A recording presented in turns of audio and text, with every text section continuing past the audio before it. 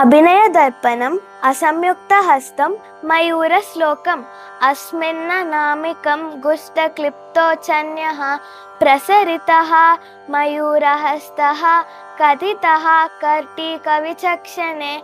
మయూర వినియోగ శ్లోకం మయూరసేలతాయం చ శాకునే వమనే తదా అలాకశ్యాపనయనే లలాటతిలకేషు చ నద్యుతకస్య నిక్షేపే శాస్త్రవాదే ప్రసిద్ధకే ఏవమార్తేషు యుజ్యంతే మయూరకర భావన.